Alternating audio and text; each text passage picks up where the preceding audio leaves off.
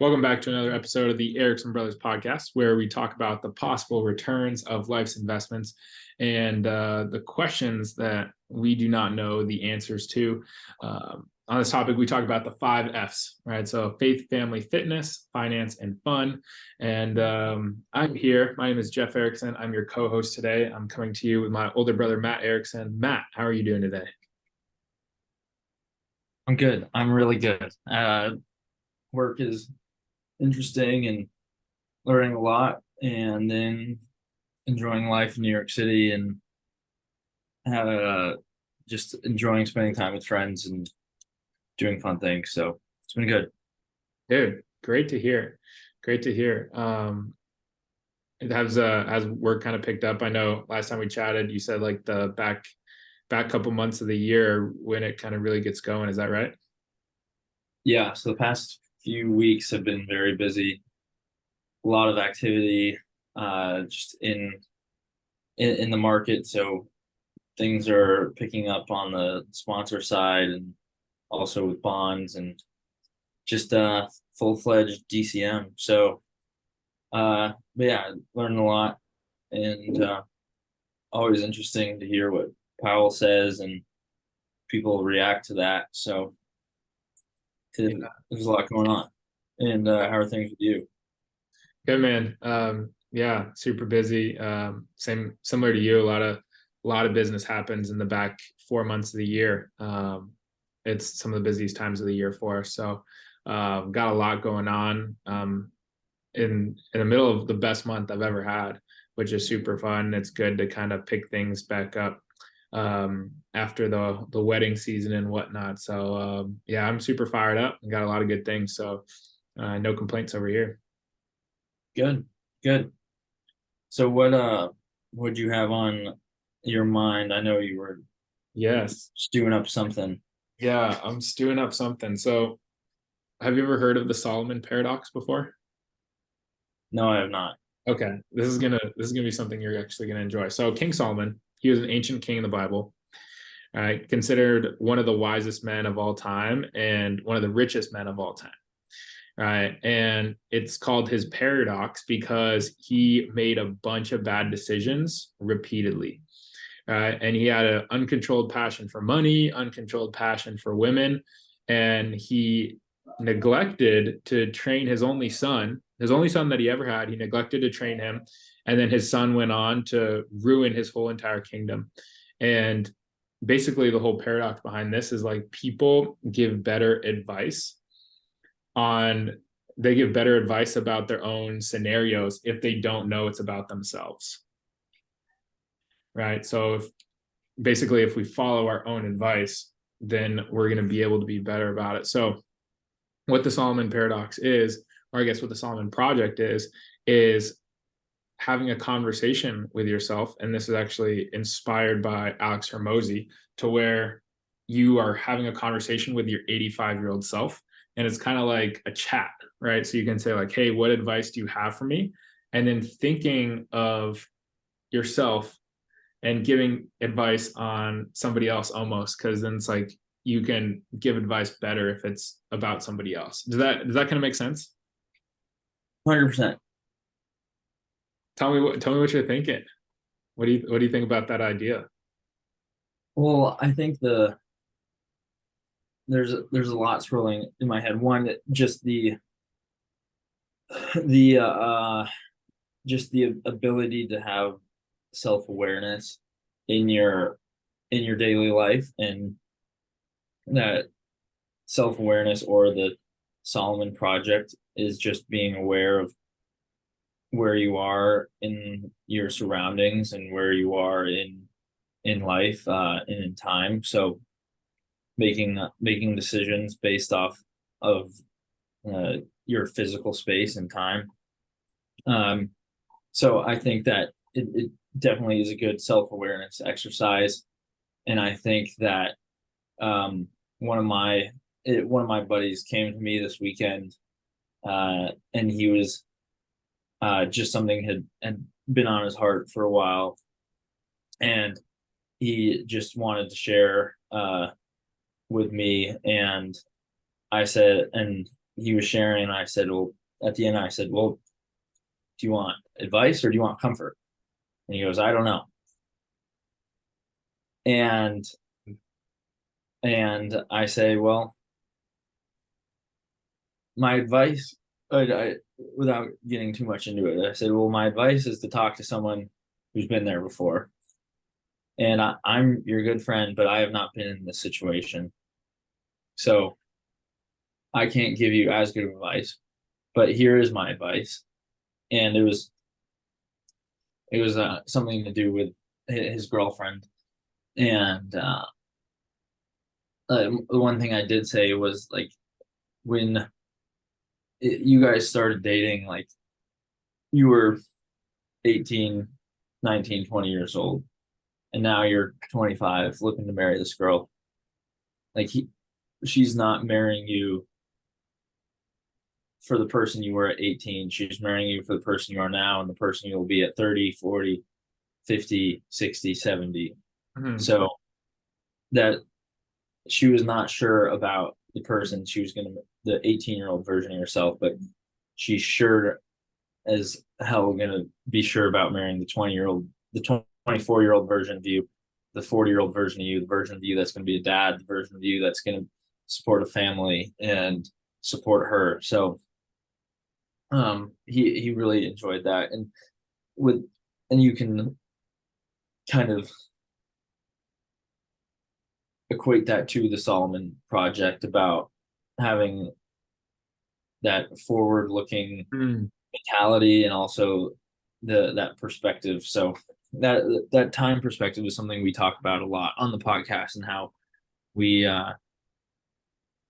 we don't know what, we might not necessarily know what we're talking about now, but we can start to have those conversations and maybe put ourselves in those shoes 50 years from now and help ourselves out now what we would say in 50 years.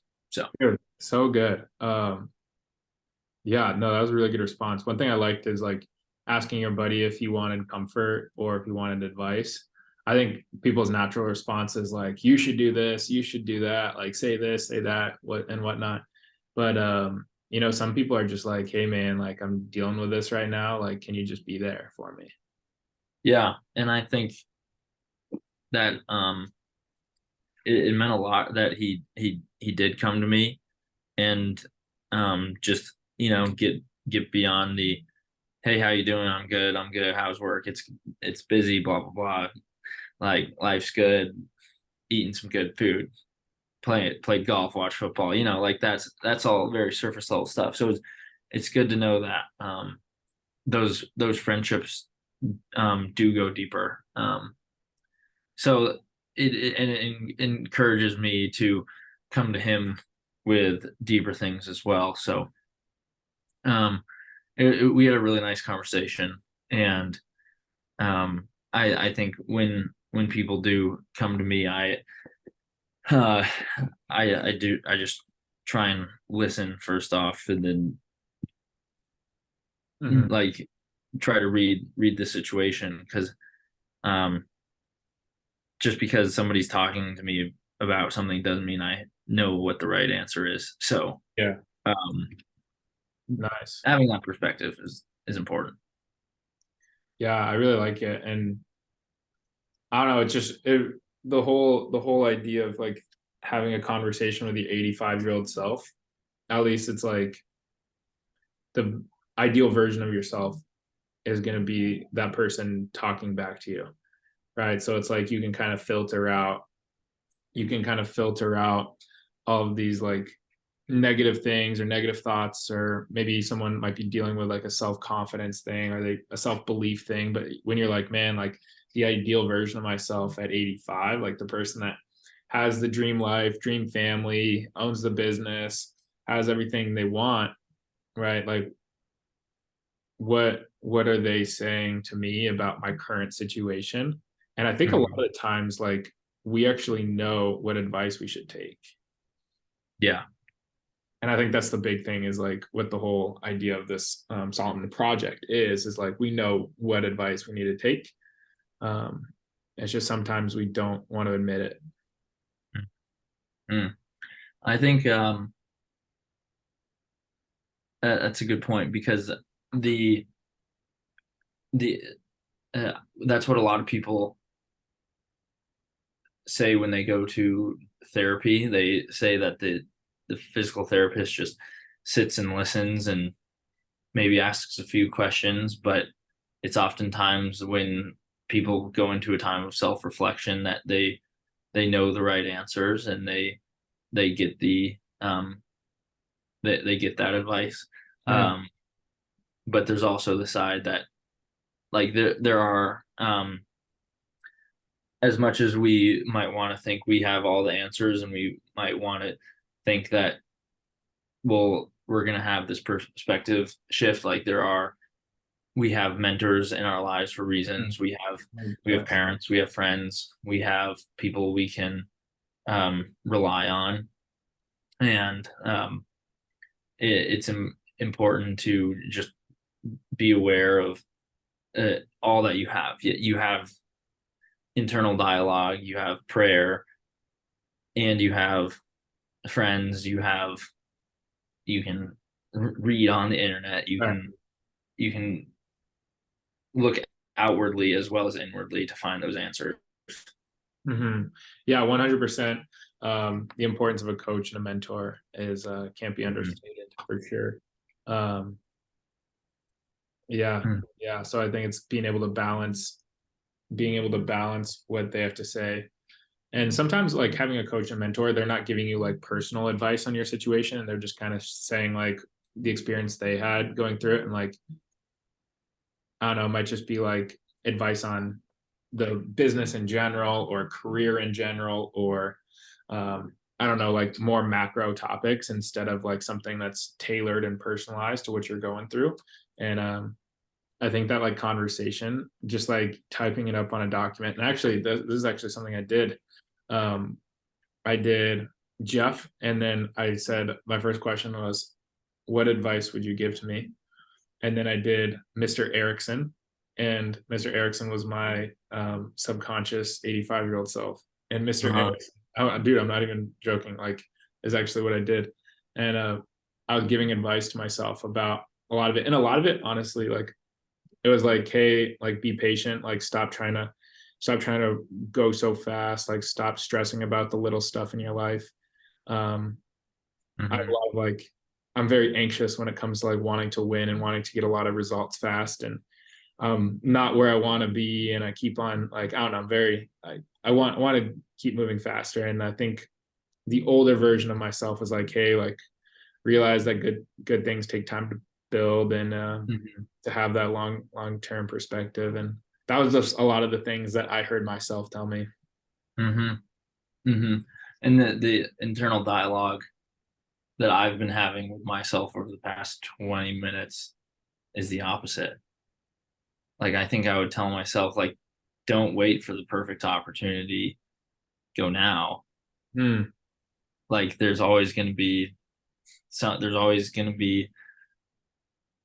urgent important things to do, and there's always going to be urgent unimportant things to do. But like, maybe the time to strike is now, and it's not necessarily waiting for like things to happen around you, and you just kind of got to go for it.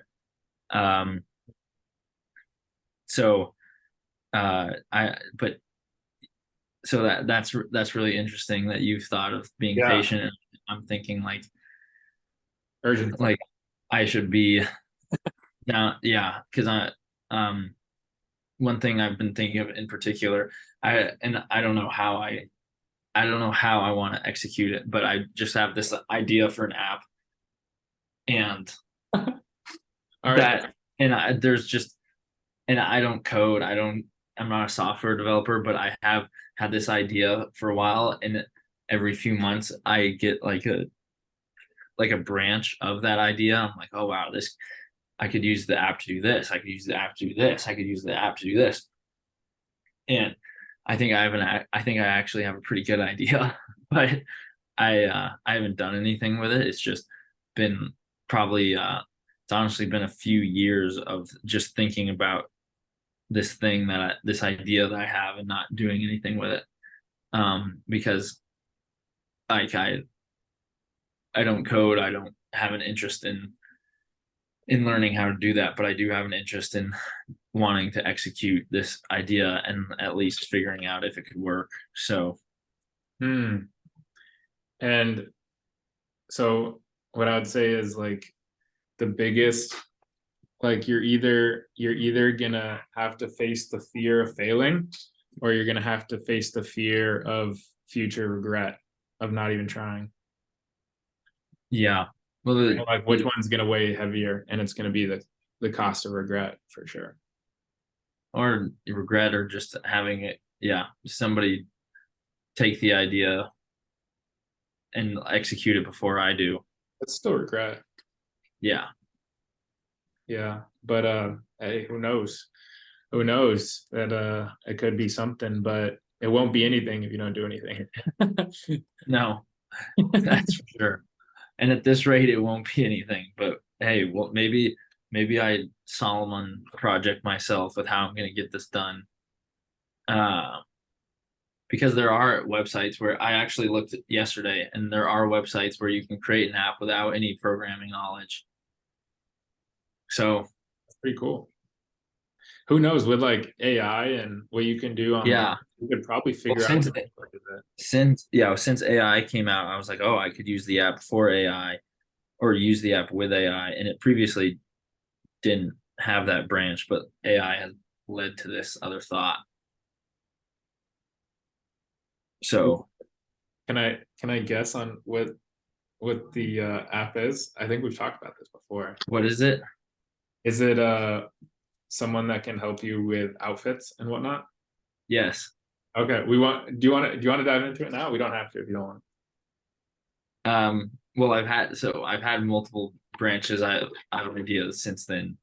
Um, but that is the It can same be a idea. conversation for another time.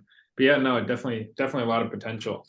And hey, who knows? We might be replaying this clip in a couple years when you hit that unicorn valuation.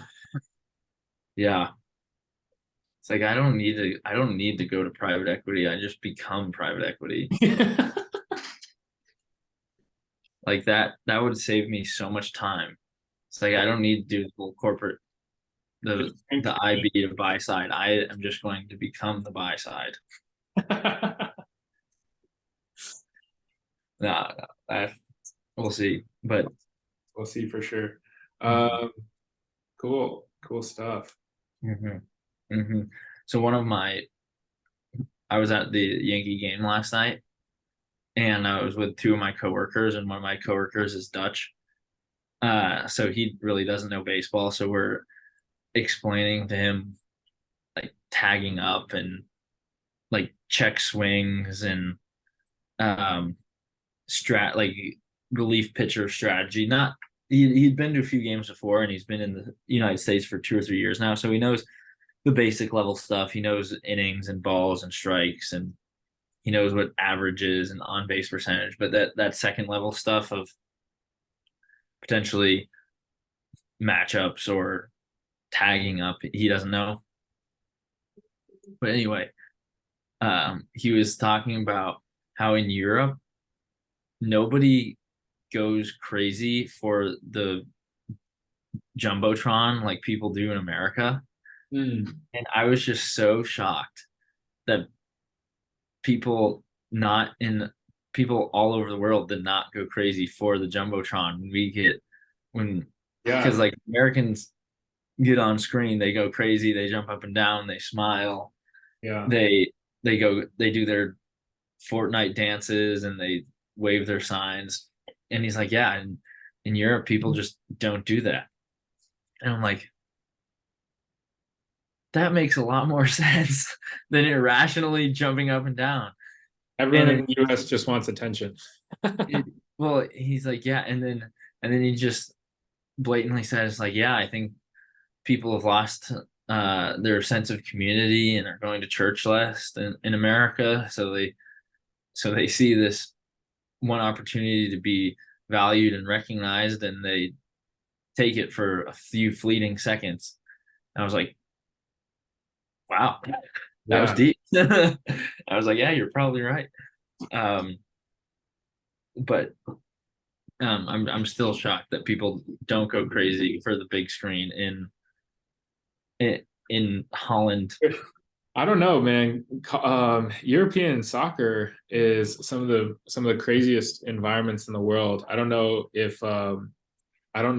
necessarily how prevalent the jumbotron is for like um, the Premier League and whatnot. Honestly, I've never intentionally I watched it. don't think there is one because it's you can count to one or two pretty easily. You don't need one for soccer. It's not that tough. Yeah, pretty easy to kind of track what's going on. Hmm. Yeah, no, you're probably right. Um, well, hence why they wouldn't go crazy over jumbotron because like soccer is the biggest sport. Yeah. Well, I don't think the actual sport has anything to do with it. I just think culturally. Hmm. Yeah. Yeah.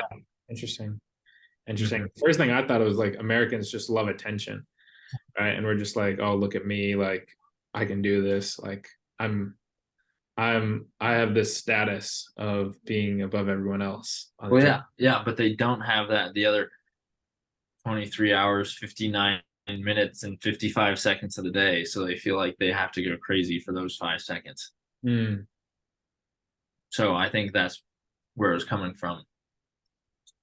But it is interesting to note that it's this huge thing is not because it seems so commonplace in America. It's like, oh, you see yourself on a big screen, you do something crazy, you jump up and down, you go wild.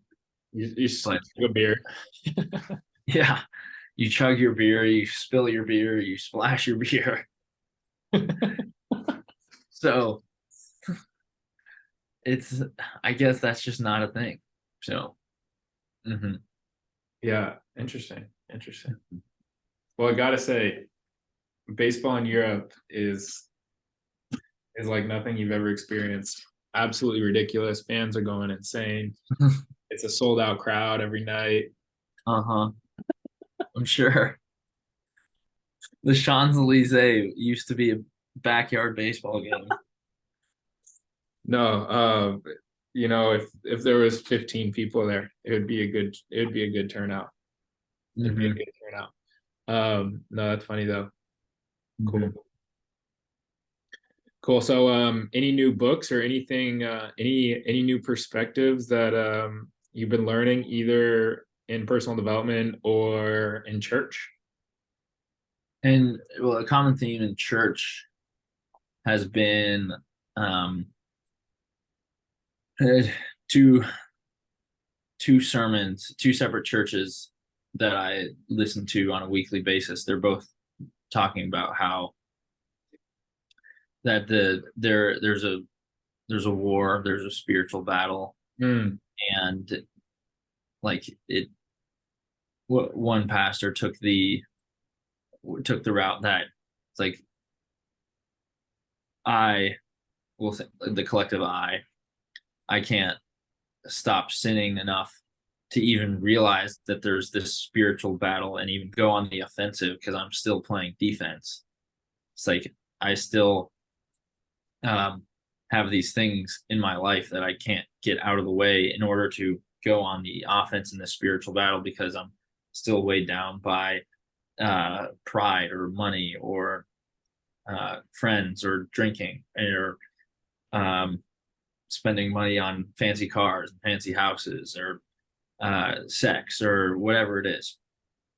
And just the we are called to so much more than just being on the defense. Like, no, we're actually called to be sanctified and actually be soldiers in this spiritual war.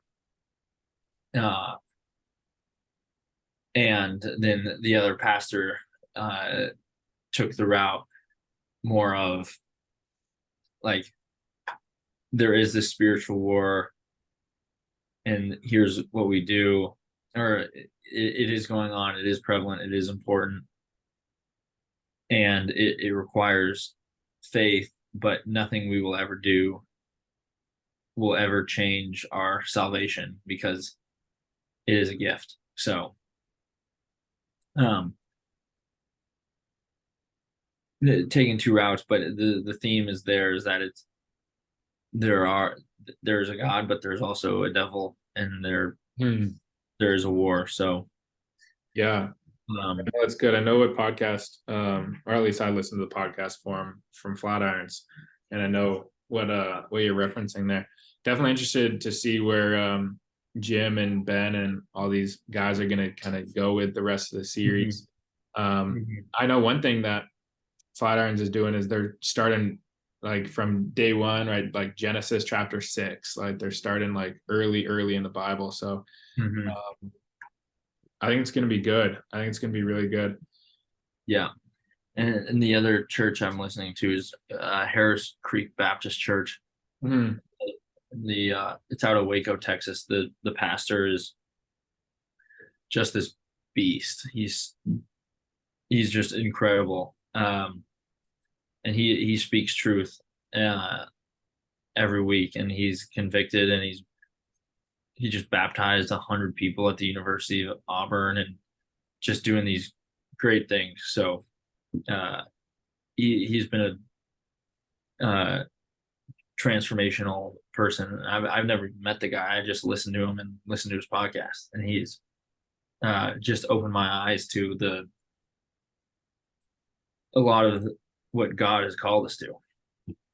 Yeah, I think the one thing that stood out in the podcast was he talked about how people would refer to mountains as the rock or like as a big rock. Do you remember that part of the podcast? This week. It could have been last week, but anyway, here's the kind of the synopsis is they would refer back in Jesus's day, right? They would refer to a mountain as the rock, right?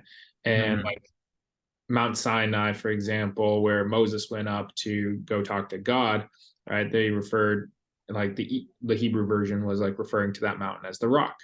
And then in the Bible, it said like the rock on which I stand, right? Is like build your life on the rock, like different things like the that Jesus has quoted throughout the Bible.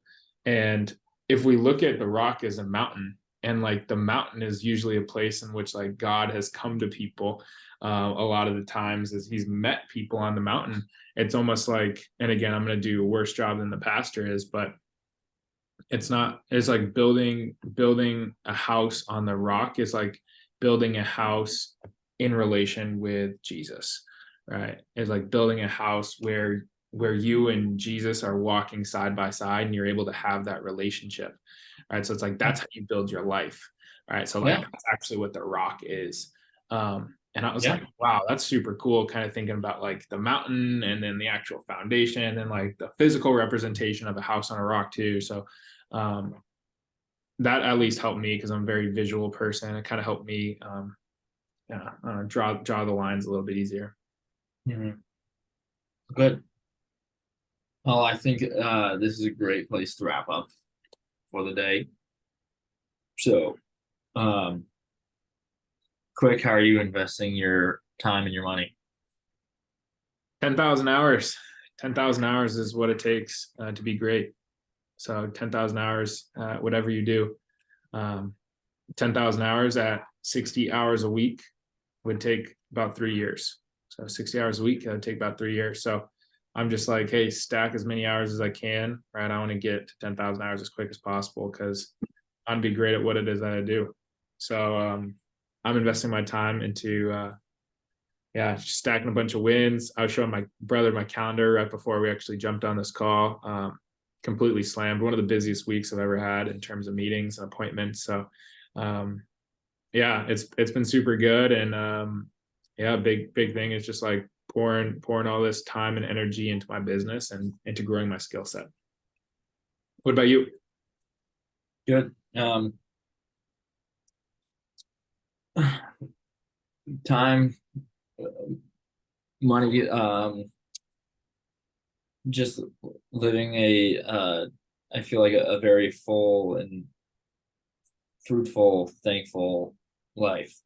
And um, like the went to church and then golfing and then ran in the rain on Sunday, and um it's just with these like really strong Christians that I was like, wow, this is just like such a gift. That's That I fun. can go that I can go golfing on this beautiful course, and then I can go run, and I've got two legs that work, and I have the ability to go and spend time and go to dinner and see my friends at night and like just hear how they're doing. So I'm very grateful, and I'm very aware of that, because it's nothing short of a blessing from God. So um, just thankful, very thankful.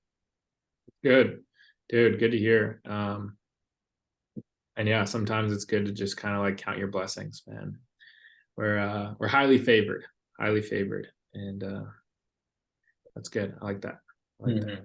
Well, yeah, man, jumping on the pod this week on a Wednesday night. So I'll come to you guys again, a fresh perspective.